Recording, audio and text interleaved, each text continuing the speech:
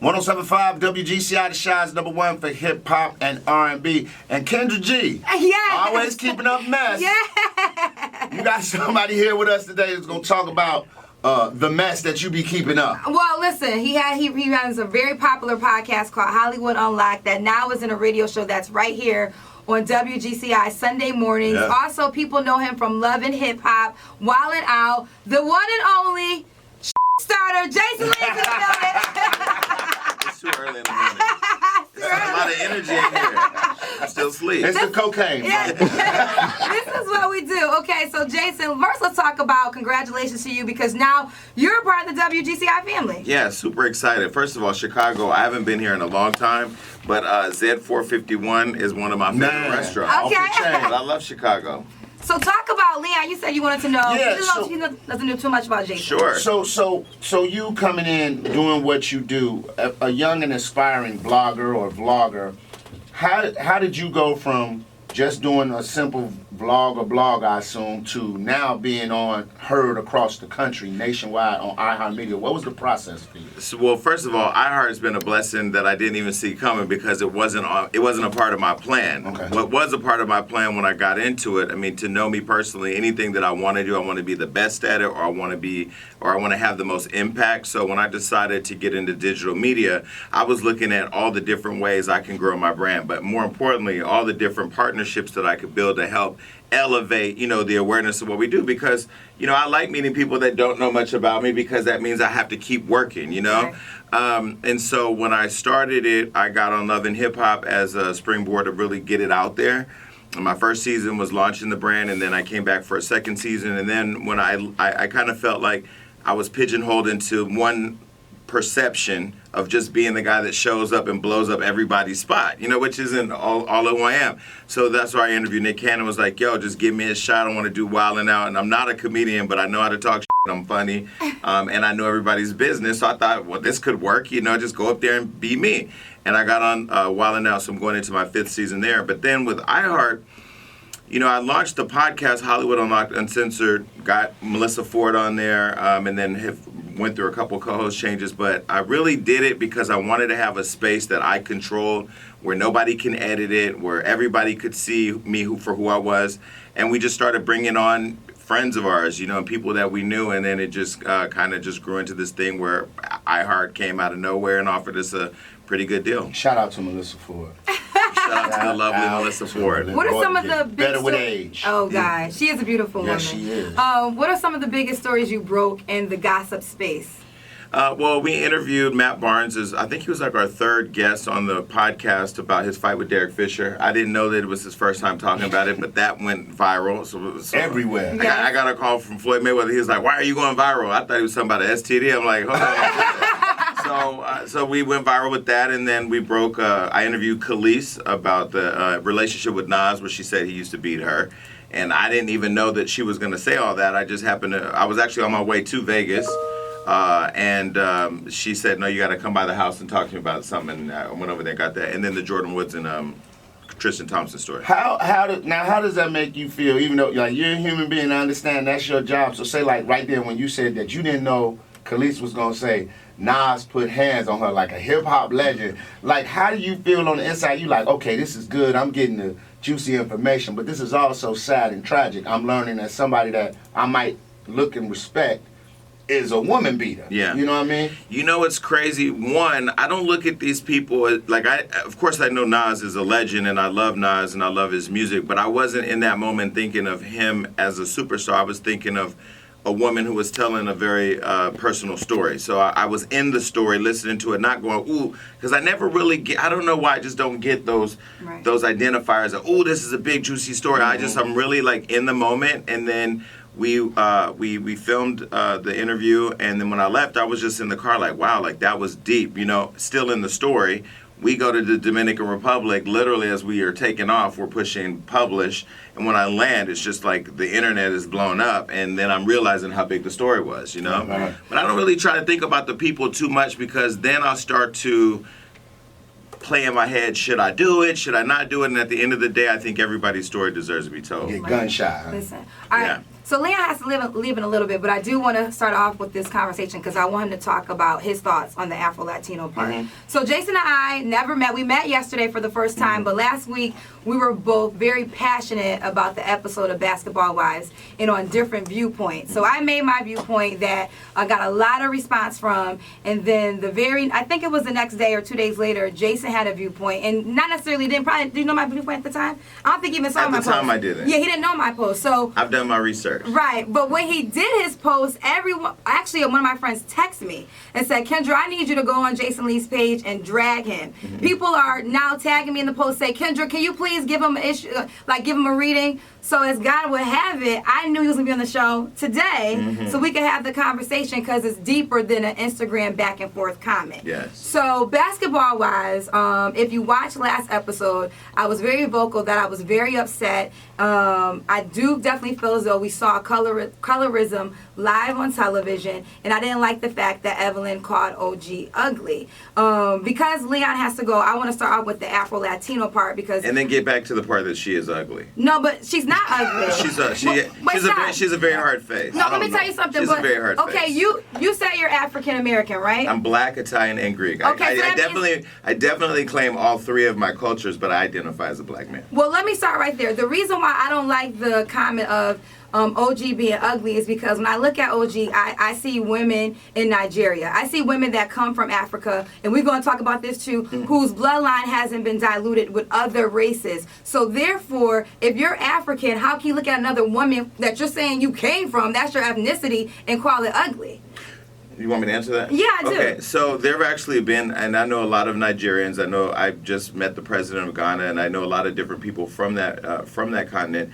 I called it a country on my Instagram because I was so into what I was saying, but I got that wrong. Just like I think some people do get social media wrong. You only have so much time to say what you think.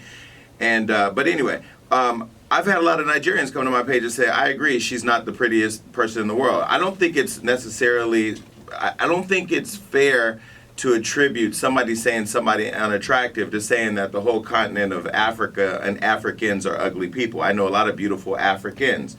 But I do look at her and I do say, whether it's her with the blonde hair or her, maybe her exaggerated eyebrows, I don't really know. I could go on and on to say. No, but listen. Wait. My point is, I don't think she's attractive. Now, that's not because she's African. It's just because I don't think she's attractive. So my question is, I get that. Okay, but you got to explain to me what's not attractive, because when I see OG, I see a person that has a bigger feature, big lips, a higher cheekbone, things that this country people pay for that aren't African. So you got to explain to me why she's ugly, because there's young Black girls that may look like OG and may see that, say, oh, this is what ugly is. That's not fair. Well, I think the difficult problem is, especially in this country, because we have such a long history of race issues in our country, right?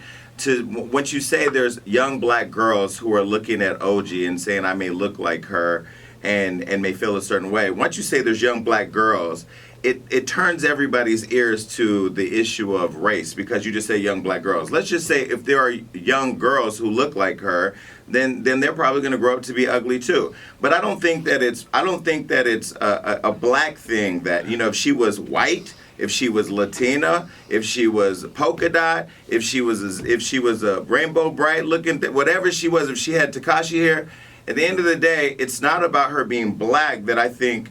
I mean, at least I can only speak for myself. I don't defend Evelyn Lozada. Evelyn Lozada is not. She's not a friend of mine. I don't work for her. She's not paying me. It's just I don't think that. I think that she has a hard face. But that isn't because she's African, and that is not because she's Black. I think the problem that's happening online is that because you have an opinion about somebody. Let's back up.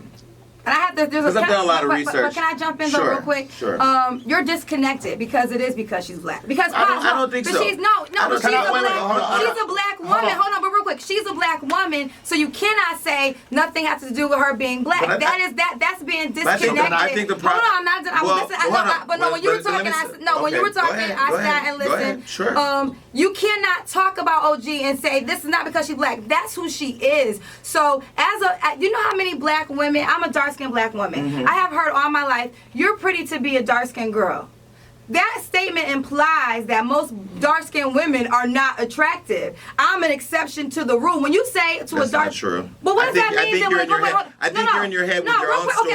I think you've created. What does that mean then? What does it mean if you say to a dark? No. I think what you've done is you've allowed your followers on Instagram that's not to true. encourage you to try to drag somebody who could never be I'm not, drugged. Well, first of all, I'm not trying to drag you. I'm asking you a question. Let's have a real conversation. We are having a real conversation. No, because you've personalized this Of and course you've attached I'm personalizing it. yourself. I'm a black woman. I'm going to personalize Right, but you've attached yourself to the conversation as if this is between you and Evelyn. Jason and Kendra, hold on 1 second. Let me jump in. Sure. 1 second, as a person that's standing on the outside listening to this, and I understand what you're saying, but I understand what you're saying as a man. So now I'm gonna put it for example like this. OG, that's her OG. name? Okay, I'm not familiar with her, but I am. You know, I have an affection. Tika Sumpter. I think she's a beautiful dark-skinned woman. I think my girl that played in the scary movie, my girl that played in Black Panther. You know, I love her too. Lupita. Nyong'o. I love her. I love the way she looks. I drop heaven and earth to get up with her, beautiful. Right? Now, I take them two, and I compare them to, and this is no disrespect because this is a legend, somebody I idolize as far as being funny, Whoopi Goldberg.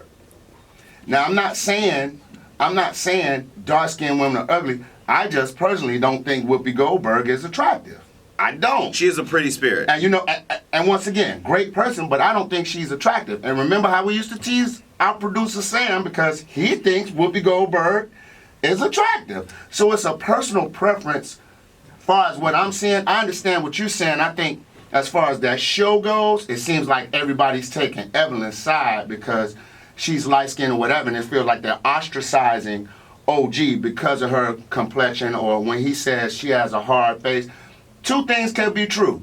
She might have a hard face and not be attracted to him, but there's some dude out there right now that'll sell his soul to be with OG. His entire world. And so, I think that's what I think I'm getting from both of them. But I think that's a fair assessment. I think what's important too is that the volume on the whole issue of colorism and racism that are real issues that black people, both light-skinned and darker-skinned people do experience. I have dark-skinned sisters and brothers. I have light-skinned sisters and brothers, and we all have different experiences when it comes to race.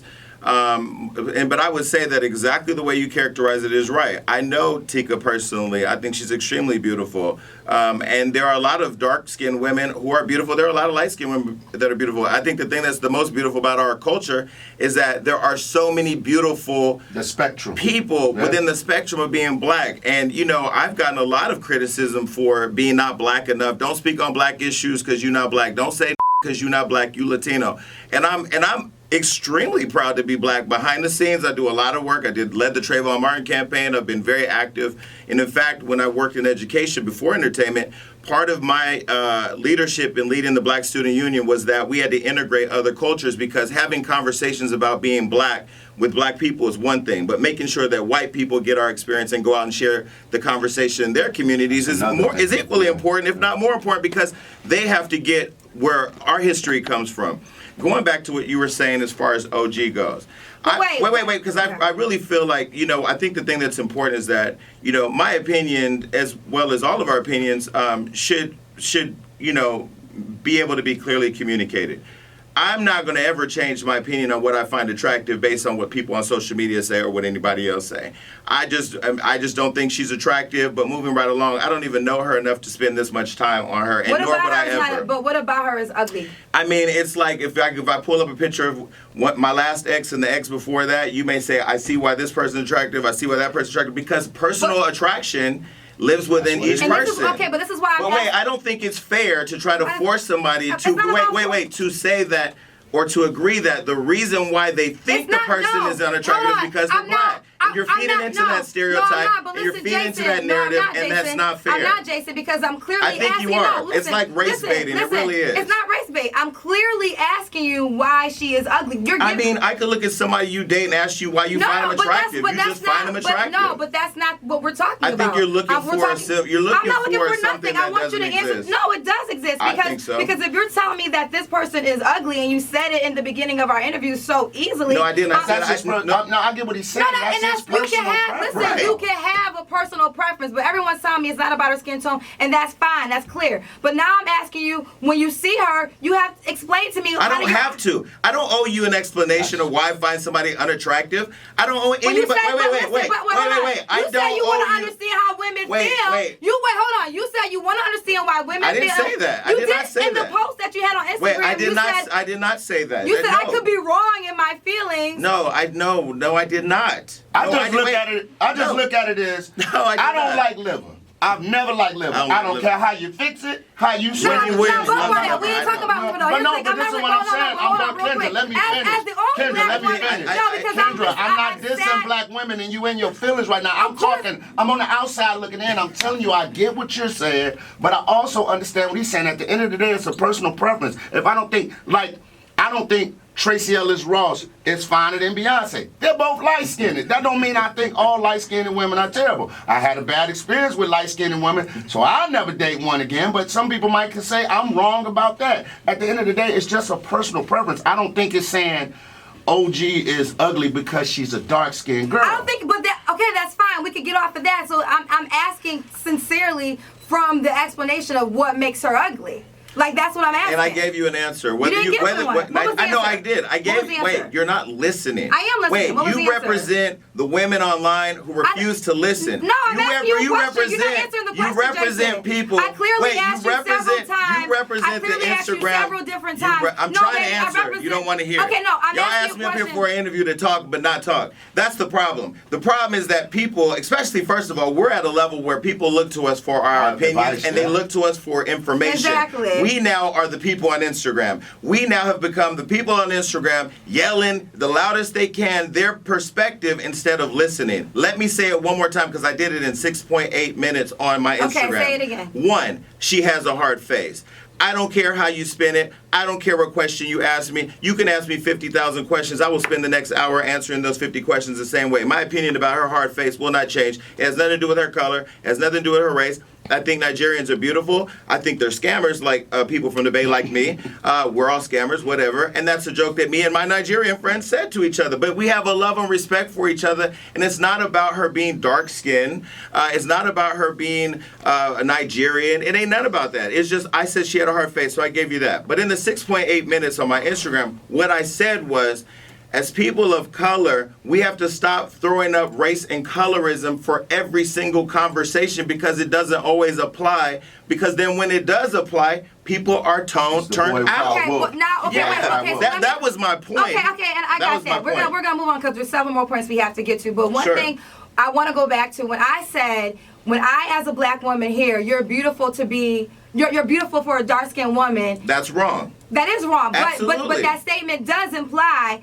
I'm an exception. When somebody says to you, you're beautiful as for being a dark-skinned girl, I think that is the dumbest anybody could ever say. Exactly. Because, again, being beautiful and being black comes in many shades. I have a friend named Sean Ross who I may not find attractive as a model, but the modeling industry does. He's albino, he's black, but he has very white skin and blonde hair. Somebody finds that attractive. But if I have an opinion that that's not attractive, it isn't because he's albino or because he's fair white skin. Well, what about the young lady that has the skin? Winnie Harlow. She She's is gorgeous to me. Like, I'll walk with her hand in hand somewhere. But some people might look like, man, she look like a Palomino horse. I ain't trying to date her, homie. Like, not the Okay. Winnie is a friend of mine. Yeah. She's extremely beautiful. I post her on our page on Hollywood Unlocked, and people say she's a Dalmatian, she's this, she's that. And it's typically black people. And that's the problem that I was addressing online.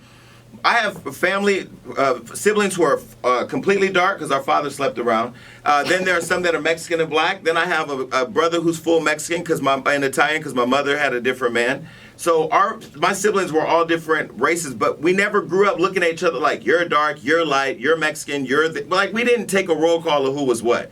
We literally loved each other for being who we are. So when I look at Mexican kids in the cages at the border in California, or I look at the way that Muslims in our country are treated like terrorists, or how we fight within ourselves in this race baiting that we do of baiting light skin versus dark skin and white people.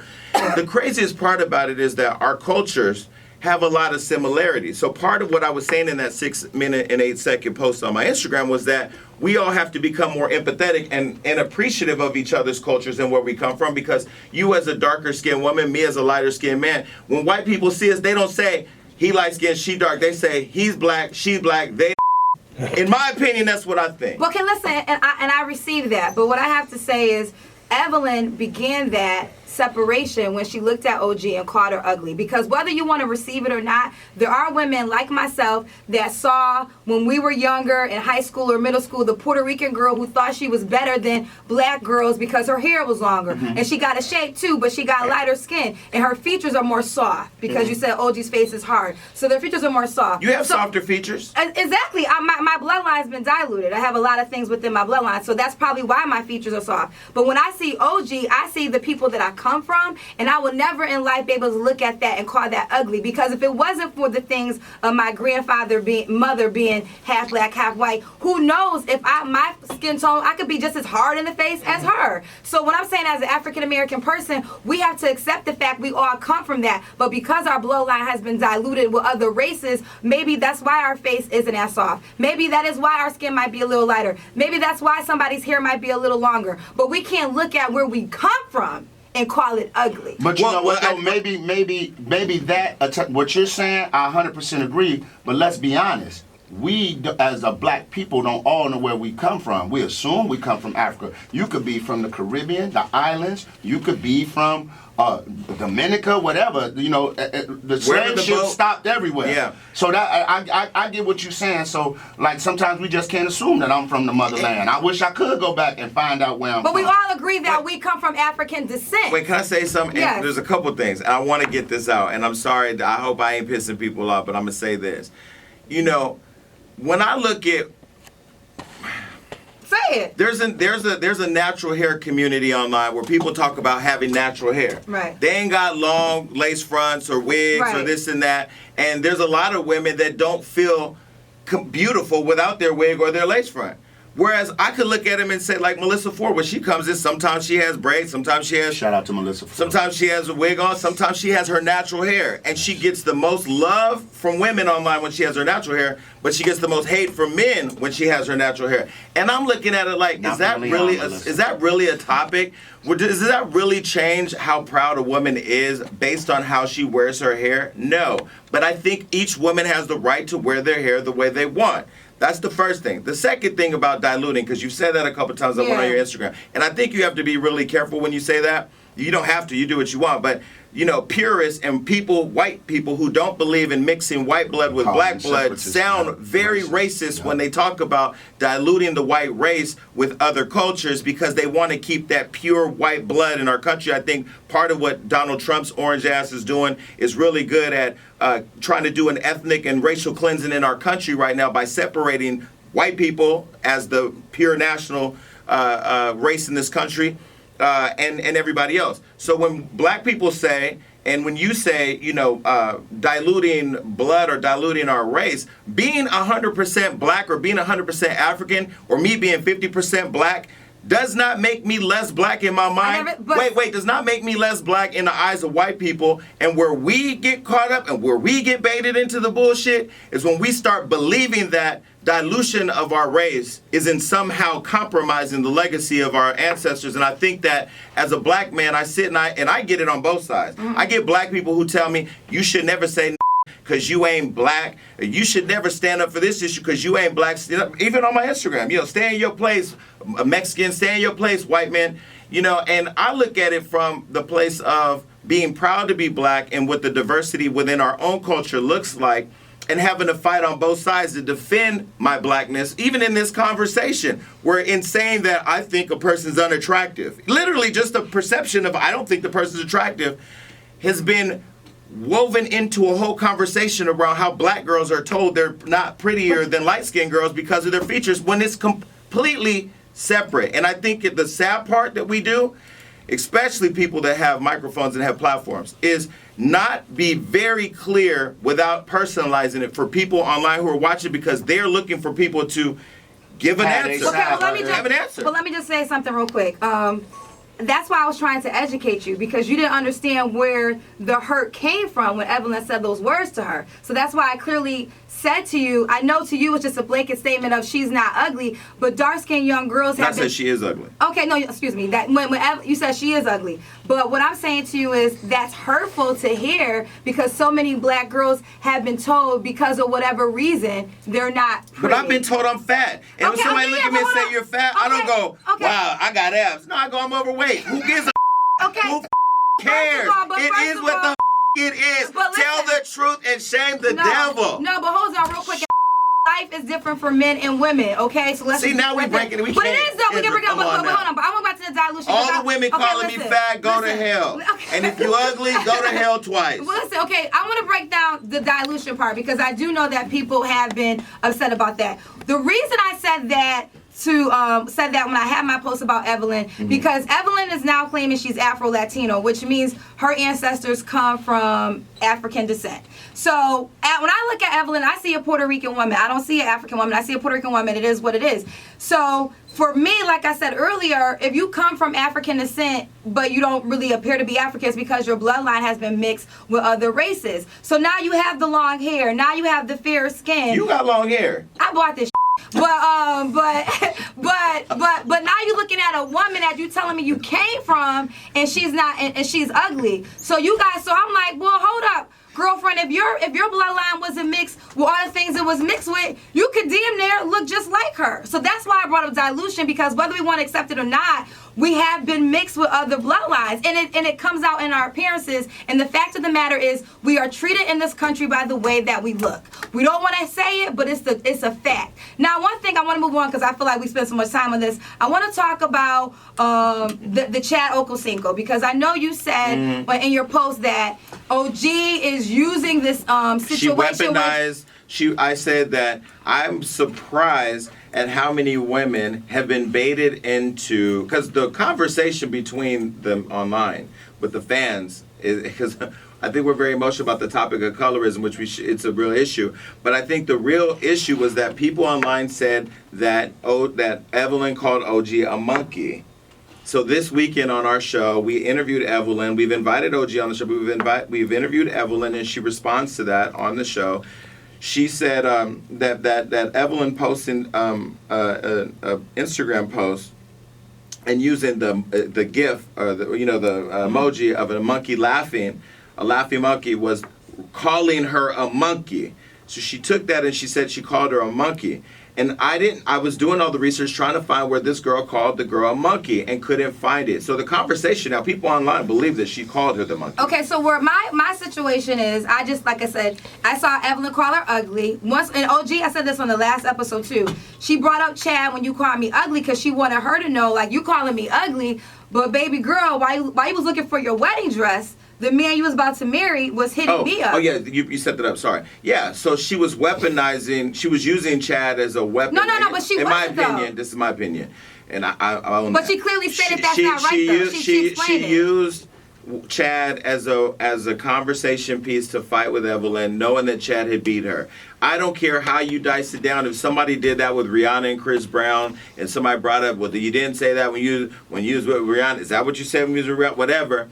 People would say you're weaponized domestic violence. I was surprised that so many women didn't really look at that and go, well, damn, she's using domestic violence as a way, or this person she's that was definitely involved not, with and I domestic don't, hold on real quick. She's definitely not, and I don't like that narrative that you're putting out there. So let me explain why she's not. First, you're too personally invested. I'm not. No, but hold on. We really have to be. If we're gonna no, have this I don't live these. I don't even watch the show the way but you're saying. But no, but listen, Jason, hold on real quick. When you talk, I listen. Jason, when you talk, we listen. And one thing that you said earlier. I don't think you listen. I think you hear me. Look, you keep cutting me off. Okay, go ahead. I don't think you're listening. I am listening. I'm hearing everything where I'm about to go back to something that you said. And one thing you said earlier is we have platforms. So when we speak, people are listening. You made an Instagram post and you put that narrative out there. So you need to be educated on what you're saying. Because like you just said, because I am listening to you, we have important voices. So let me correct you and tell you why that narrative of her weaponizing with Chad is not true. First things first, domestic violence is wrong. Let's get that out there. But putting your hands on anybody is wrong.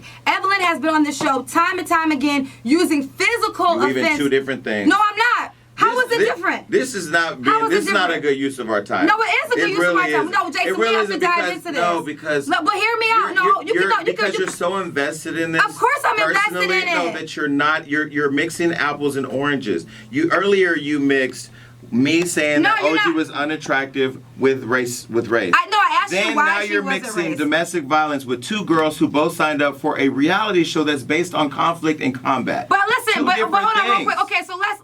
No, it's not. But hold on real quick. Okay. Evelyn clearly said on the show. First things first. How about this? If a woman said to me that I really don't know where this conversation is going. No, Jason, don't be like that. I really feel so why you on the issue. I'm trying to get. I feel like you've mixed them all in a bucket. Okay, you're stirring that bucket and you're looking for I'm something. not doing that. I'm going to give you a clear example. Okay, so how about this? I'm going to give you a clear example because you brought up the domestic violence. Please clarify what the points that you just made. Okay, let me talk, Jason. I'm doing that with you. But hold on, I cannot participate in a conversation that is mixing apples and oranges. Okay, let's slow it down for people. I'm trying to do that, so I'm going to give you domestic violence. Domestic violence. I'm going to give you this example of domestic violence. Evelyn, if I'm Evelyn and you're OG and you say to me, well, that's why Chad was in my DMs. If I'm a person traumatized by what that man did to me, my response is going to be to you, baby girl, he also hits women. So I don't give a fuck what he was doing in your DMs. And that would be the end of it. I would not then go text the man that I'm traumatized by, of course, because I'm traumatized by him,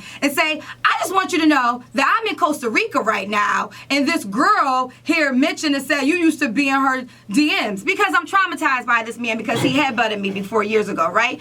And then on Basketball Wives, saying that same thing. Me and Chad, we're cool, okay? So you said that you're cool. So now Chad sends you these DMs that he's deleted his response, and then you go to the moment. Now, Shawnee already said OG can't come around some more because she too aggressive, right? But now all of a sudden, Evelyn's like, well, I want to talk to OG. Shawnee's fine with that. So OG can't come around when she want to come around, but if y'all want to roll up on her, that's fair, which is wrong. So Evelyn rolls up on OG and has all this stuff with Chad. So I'm just trying to understand, if you are so traumatized by the person that headbutted you, why are you texting him and telling him what a girl said about him? You should even be communicated if you're so traumatized. You cannot pull out your hat every time you want to about what happened with women in domestic violence. That is not fair. Do you not agree with that? Hollywood Unlocked in my show is not about. We're not Dr. Phil. I don't break down the psychotrauma. But you have. Let me give you my answer. I don't have to do. You're right. You're right. I ain't gotta do. Hey, go ahead. Stop telling me what I got to do. You're right. I got to tell you what I think. Go ahead. And that's what my show is about. My show ain't about giving a what nobody thinks. I say what I think. And with people, this is why it's so successful, because I say what I think and then I leave it on the floor. I don't really care what these people are doing in Costa Rica. I didn't even know they was in Costa Rica. I didn't even watch the show that detailed to see that they were in Costa Rica. I watched the highlights of what I'm talking about because I'm not invested in these people's lives. But let me say this. I don't know the psychotrauma caused by domestic violence because I've never been a violent abuser and I've never been a victim of domestic violence. What I have is have had sisters who have been beaten by men. And what I know is that there are a significant amount of women who die at the hands of violent men. Yes. And what I do know is that domestic violence is a very serious thing. And so when I look at people online, because I'm in reality TV, so I get how reality TV works. It is produced in a way that we're like to get people like us to talk about it, which, by the way, I don't talk about stuff like this much because I'm not really that invested. But what I am invested in is clarifying this point. I believe that OG bringing up Chad, Ocho Cinco, was because he knew how sensitive of a subject it is. When you are in those... She knew how sensitive... Don't call her he. You said he knew how sensitive of a subject. Oh, I meant she knew how sensitive of a subject. Bring up him, he would be. Okay. Okay, sorry, but that was my point. So, in bringing him up, you know you're going to get a reaction. Those fights on reality shows are all about how you can hurt the person the worst. Right. It really is. I mean, whenever I've thrown shade or I've said something, you are really trying to, because you know that scene's only going to be a few minutes, so you're really trying to get your biggest, hardest daggers out first. She knew using that. She had to know. So in using that, whether it's to prove that her man wanted her, let's go the other side. Why are you communicating with a married man? Why are you all up in this married man's DMs? Why, if you're a woman of color, you see another woman of color somebody, that's her. Why are you trying to get it? Why? Wait. Okay. Why? You didn't know 5 years later you were going to have it as a tool to win an argument. You weren't worried about that. You were just worried about trying to entertain this man who clearly showed you he didn't care about another woman of color. So there's that. But okay, that is wrong. But let's not forget, Evelyn slept with Tammy's husband when Tammy was married to him. So that's not wrong. It's called karma, okay? But I will say that I felt using domestic violence as a way of winning an argument on a reality show was tacky. It was tacky. Now, if you say about, because I know people do say what you said about Evelyn fighting this person or being a bully, that may all be true. Evelyn is great TV, and I love when Evelyn gets in fights with people. I love when she fights with Jackie. I love when she fights with Tammy. I love when she fights with all of them, because that's why we tune into the show. If they all stopped fighting, if she came into the show being how she was on OWN, sitting there trying to fix her life, we would all turn the channel, because that's not why you turn to Basketball Wives. Can I just say one thing? Okay, yeah, so but the two are different issues. Okay, so I know women who have been truly traumatized by domestic violence. They don't talk to that ever again in life. They're not texting him while they're in Costa Rica telling him what another girl said about him because they're so traumatized. So it's hard for me to be sympathetic when Evelyn says that she was traumatized by Chad, when she also says on the same show, me and Chad are cool, and that's why I'm able to text him. So it got to be... She talks about that on the show this weekend. You can see on our show, she answers why, how her and Chad have been able to move past that. But there are some people who decide to, move on and never talk to the person again. I interviewed Ryan Henry, who's here from Chicago and Black Ink, on my show. He talked about his sister being a victim of domestic violence, how he showed up on her birthday, killed her and her child. Yeah, I know. Sometimes it just ends in a way where you don't have the option to keep that relationship, right? And some people, like me, when I break up with somebody, regardless of how we break up, I choose to forgive and still keep some type of a relationship with. I can't say, me personally, that if I was in a domestic violent relationship, that I would never ever want to have contact with the person again. I don't know that. And there are a lot of people that still do keep contact. And all I'm saying is that's just the component, because you said you were surprised that women weren't supporting her. But that was the reason why, because it's like you literally said on the show that you're cool, so it's hard for us to understand that you're traumatized by a person that you said you're cool with. But the domestic violence isn't about whether or not she's traumatized. It's the fact that It's the fact that I think women should have a lot more empathy for other women who go through domestic violence, and regardless of how they choose to maintain their relationship with the person or not, you should still have respect for not weaponizing domestic violence. Okay, that's like saying if you're okay with a Spanish person saying, which I am, because some people in Spanish communities grew up with black people and that's the culture, but some people would say, I don't think Spanish people should use the word. Yeah, I think that, first of all, I grew up on the East Coast, and I am around Spanish people that use the word N-word. It didn't offend me, but I have a lot of black friends who do not like that, and I can't, and they're not wrong for feeling that way, because I will say this: if there's a derogatory word for Spanish people that begins with an S, I would never go up to them and say that, because they will feel disrespected. So I have to understand when black people say, I don't like when Hispanic people use the N-word, because we know we ain't get reparations, but we took the goddamn word. So it's not comfortable in my skin when I hear a person of that descent say that, and I have to respect that. But my point in bringing that up was that there are subjects like those where people have different perspectives of what's right or what's wrong. Just like some people would look at her weaponizing it and say it's right or wrong. Just like some people would say me saying she's attractive or not is wrong. Everybody has different perspectives based on where they come from. And it doesn't mean that anyone is right or wrong. It just means that we have different points of view. One thing, we're going to move on because I got to get to the colorism point. But one thing I will just say about this when it comes to Evelyn, keep your goddamn hands to yourself. Because as a woman who was hit, period, you have to know that putting your hands on anyone is not correct and it is not right. And if you want more sympathy from women to understand what you went through, and we still see you on television always trying to attack people, it's hard for us to be on your side. And that is the reason why it's so difficult for people to be sympathetic for what she went through. But I want to talk about... Let me say this. My conversation here is less about... I don't really give a about Evelyn and OG personally and what they personally go through, because I'm not that invested. And so if I want to tell Evelyn anything, I'll text her. But what I will say to women in general, and you, is that we tune in to these shows to watch the craziness that goes down. The reason why Love and Hip Hop is the #1 reality show on TV, the reason why we watch Love and that show, Black Geek, because you love conflict. If Evelyn stopped fighting with people, if Jackie stopped fighting with people, if OG stopped, OG is great television.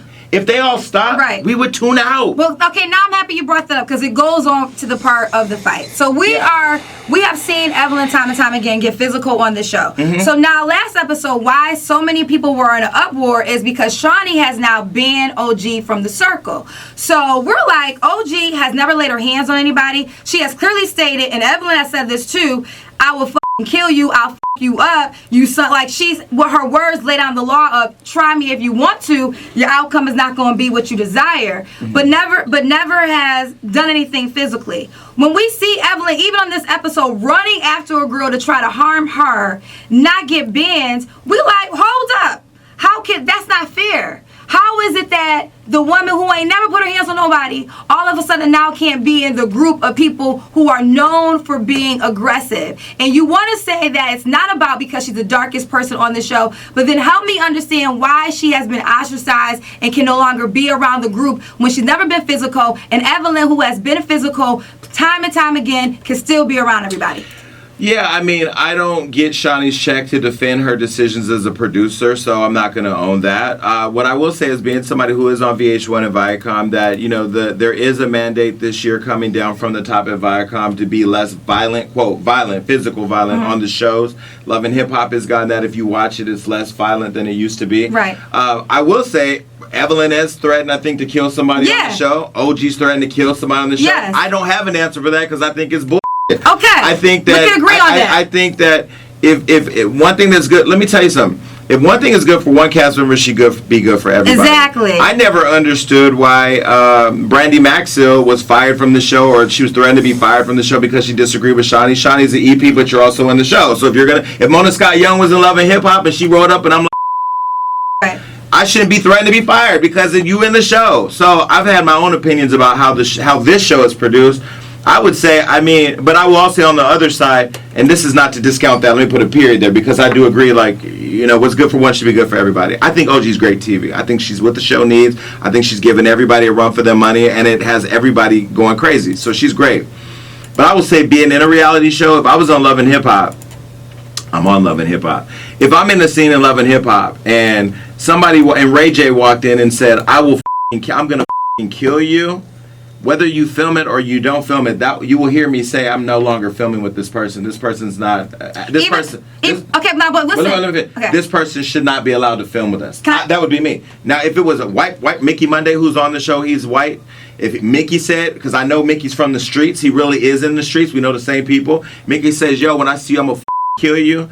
I would say to them, I don't feel safe filming with this person. Now, let me say that. Now, Jason, would you say that if you had said in the past yourself, now you could use that example, if you in the past have been seen jumping on people, fighting on people, you saying to them, I'm going to kill you, and then literally try it, do you think you have the right to say that when you should be kicked off the show then? Because I think anybody that feels unsafe in reality TV because of how it goes down. Remember Jenny Jones, there was a guy who showed up and killed the man. Right, but Jason, here's the point I'm trying to make. What you're saying you won't film with, you done yourself. So we're going to respect the honor of saying you're going to kill someone, then that means your ass should not be on the show because you said it prior and you got physical prior. So that's the point of why there's like a big uproar right now, because like you also said, the treatment is not fair. And at the end of the day, if Shawnee's going to ban OG, then you got to say, Evelyn, girl, you said I'm a killer and you tried. I can't be on the show no more. The issue is that people feel like Evelyn has been a bully. Yeah, she has been, though. First of all, can I just say, I'm surprised we're spending this entire... I didn't fly to Chicago to talk about all this. But you knew we were going to talk about it, though. Well, no, I didn't know we were going to spend a whole hour. We're spending a whole hour talking about these people. No, but Jason, when I need to promote my show. You and I met yesterday, and we knew we were going to talk about it. But not a whole hour, but I thought we had to talk about You and I even said we had to have a lot of time. Let's talk about R. Kelly. Let's talk about that matters in Chicago. I don't know why we're spending a whole hour talking about these girls, but whatever, I'm going to entertain it. I hope the final product isn't a whole hour talking about these two, because we have more important things to talk about. I think that anybody who feels unsafe in reality TV has a right at any time to bring up the issue of safety. I don't think that VH1, Viacom, I don't think that Shawnee or any producer producing these type of combative shows should be disparate in how they apply the rules. I think that what people like right now, what people are calling out, is that Evelyn has been perceived to be a bully for a long time, and she's getting a dose of her own medicine, and apparently what it looks like can't handle it. And that's why I think OG's needed for the show, because she brings a balance. But I do feel, being somebody that's in reality TV, I've had these conversations with production. I've had these conversations with producers, because there are times and I'm not saying that this is OG, but if it applies, take it that way. In times when you're in shows like you have a Ray J and K Michelle who are very successful outside the show Right. and doing their thing, you mix them in a show with people who are less successful and have nothing to lose. People who are literally living in motels filming these reality shows, they have nothing to lose and everything to gain to get in a fight with the star. You do have that dynamic that does produce for good TV, but it also becomes very reckless and sometimes unsafe. I think that people should be able to say when they feel unsafe. Okay. If I have a person tell me they're going to kill me, you probably won't see them in the scene with me anymore. And I guess I'm actually agreeing with that, but I guess what I'm saying is Jennifer felt unsafe, Cece felt unsafe, but Shawnee didn't protect them. She didn't have this rule that she put in place for OG because of Evelyn. She allowed Evelyn to be in situations where women were unsafe and still film with them, and that's why we were pissed off. But I think we cover all the angles in that area. So you are here. I'm gonna allow you to talk about what you want to talk about. Well, I came here to produce my show on iHeart. We talked about that though. There was a mention. I think there's a lot of black people listening to this conversation, a lot of people of color, women who are starting their brands and men who are starting their brands and want to know how we went from a podcast to a nationally syndicated show in 52 markets and still growing. I think. How did you go from just doing a simple vlog or blog, I assume, to now being heard across the country, nationwide on iHeartMedia? What was the process for you? I think people are interested in understanding how we're able to, break some of the stories that we break and still maintain a lot of relationships that we have. People don't necessarily all like me, but then I learned from Floyd Mayweather a long time ago that the bad guy always wins, because I'm going to create a conversation. Whether people agree or don't agree, I don't really care, because I'm not put on this earth to make sure everybody agrees with me. That's not my thing. But anyway, they could just check out the show. I'm sure you guys will tell them where they can find it. Well, we said in the beginning that you're on one thing we said in the beginning that you have Hollywood Unlocked. It's on our show. 6 a.m. to 8 a.m. on Sunday mornings. We say you're part of the WGCI family. So I don't want to put, in the beginning of the interview, we definitely started with that. And I do agree that we disagree a lot. I think it's being a young black gay man in this country who's been able to achieve the success I have, who started a business from scratch, who basically you leverage the hell out of everything to get here and be a black employer and employ 90% of my staff being black is a great thing. I think spending an hour on what we just spent wasn't the best use of both of our time. I don't think people got anything from our conversation. I don't think they did. But this is the first interview I've ever had where I think we've spent this kind of energy on, my point of view on an issue versus an opportunity to educate, because I do feel like what we just did was we just added to the dissension between our culture. And I think it's such a sensitive subject, all the way back from House Field days. I just feel like we went all the way back there. But nonetheless, the show is on the weekend. Hopefully we become a daily show soon.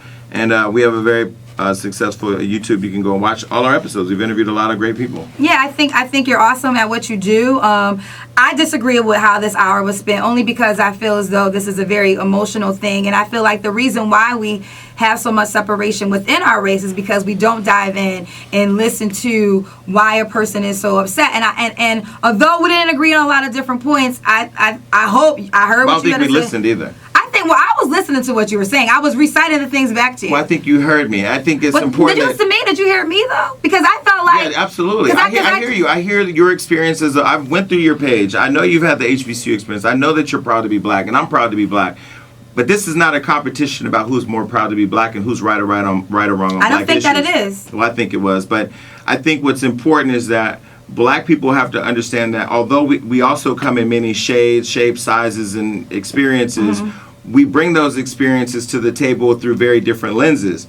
And because you've had an experience that maybe I have not had, or maybe some of my siblings have had, I've always been very empathetic to those experiences. But I also make sure to not lump them in everything, because everything doesn't add up to that experience. I agree with that. I can look at somebody walking down the street. I can see a really beautiful black, dark-skinned man or really beautiful light-skinned man and look at them and say, I find them attractive or unattractive. But in my mind, it doesn't have to be because they're light or dark skin. Everything ain't about being light or dark skin. What's happened is that online, these two have been caught up in a whirlwind of postings, emojis, this and that people have been able to say, this is colorism, this is racism. And I'd like to think that I'm actually a pretty good judge of character when it comes to that, because I've experienced it on both ends, and I just don't see it here. Could you be wrong?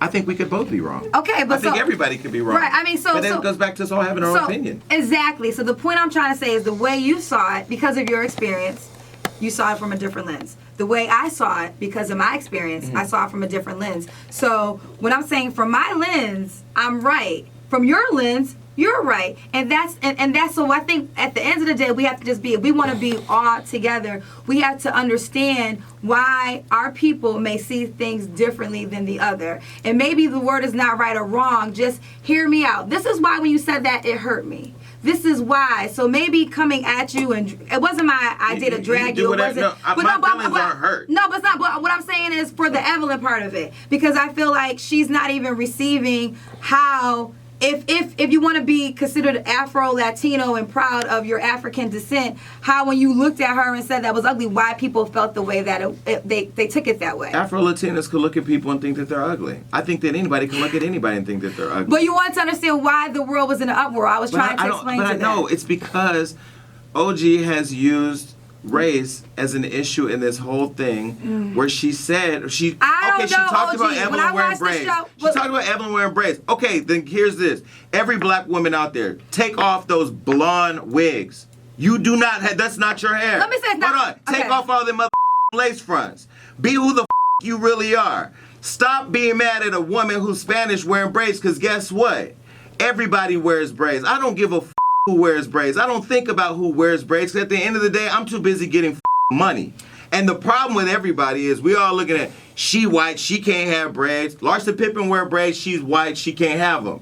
Larsa Pippen got 4 black kids by a black man, grew up in Chicago, lived in Miami. She hangs with the Kardashians, so because she hangs with the Kardashians, she's trying to use the black culture. She's a culture person.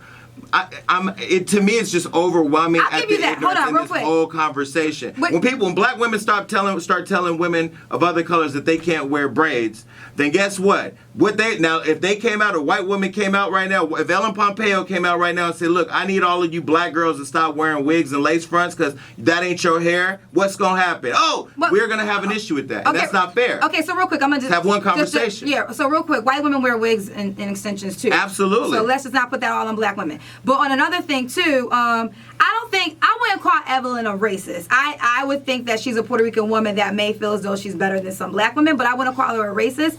And I think when OG called her a racist, Evelyn uses the N-word. So that's why we had that conversation earlier about who can use the N-word and people not be offended. Now, you and I both agree that we have Puerto Rican friends that doesn't offend us, but we also noted there are black people that if they hear a Spanish person using the N-word, it rubs them the wrong way. So that, to me, was more of the conversation of when Evelyn's a racist. I don't think she's a racist because of her hairstyle. I don't personally think she's a racist, period. When you say Evelyn thinks she's better than other black women, why can't we just say Evelyn thinks she's better than other women? Why do we have to put black as an identifier in there? Because that's what stirs the pot. Narcissism doesn't have a color. Narcissism doesn't have a race. I may think I'm better than Ryan Seacrest. It ain't because he's white. It's because I think I'm more transparent than he is, but we're different people. Can I answer that? Hold on. Yeah, absolutely, because I don't see where race... The reason why I said black is because she was on a national television platform calling a black woman ugly. So but she didn't say, I think I'm better than you because I'm black. You're projecting that stereotype, and that's not fair. But I just said that was my perception. I didn't think she was a racist. I said I don't think Evelyn's a racist. I think that she feels as though she's like prettier. You know, I'm prettier than OG. Even you said she's better looking than OG. She is prettier than OG. She's definitely not prettier than OG to me. They're both beautiful. But it isn't because that's not true. It's true. She's not prettier than OG though because she's Puerto Rican or because she's light skinned or because she has long pretty hair or whatever. Because I think all hair is good hair as long as it's healthy hair. I'm not saying, and actually Floyd Mayweather... You said because her face is softer than OG. No, I'm not even saying that because her face is softer. I just look at her and think she's prettier. I don't look at OG and say she's pretty. But And that's sad to me. No, though. I know, but that's That's not sad because to me, she's though. black. But it's not because she's Nigerian. Right, But wait, people tell me all day, you're fat, you're this, you that. Do I have the time to sit in my feelings about what the they think? No, it is what it is. If that's what you think, maybe that's true. Who gives a I'm off to making money. I got you. So, Listen, I don't know. There's go some people that are just more invested in this than I am. I'm not that invested. Well, but real quick, you have a lot to say about the conversation, so you are kind of I have a lot to say after this interview. you definitely were invested, because there's times when I sat here and be quiet, and then you went on and listened. So don't act like you didn't have a lot to say. You had a lot to say. So you are invested. Well, yeah, I came into an interview that was and then trying to bait me into a conversation about saying that I think that OG's ugly because she's African or black. I didn't ask. She has a hard face. I clearly just, okay, you came with a hard face, but I was clearly asking you what made her ugly. Like I said 1,000 times, to me, I can't look at anyone like OG and call it ugly, because to me, I see my ancestors. So that's my lens. Okay. So that's my lens. Okay, period. but if you see her and you see your ancestors, and therefore you bring up your issues with your experience being a darker skinned woman, I think then you're too involved in the topic to have a public opinion Definitely as a person. Definitely not. Wait, as a person. I'm necessary for the conversation because no, you're my very experience. necessary. I'm necessary because of my platform. You're very necessary, but you're also adding to the problem by stirring I'm not the pot adding to the problem. and I'm race baiting. You have I'm not race baiting. I'm giving a perspective from the women who felt well, this the same was a way great as me. interview. Thank you so much for having me up here. Check out my show. Bye, Jason. Thank you. I'm out. Bye.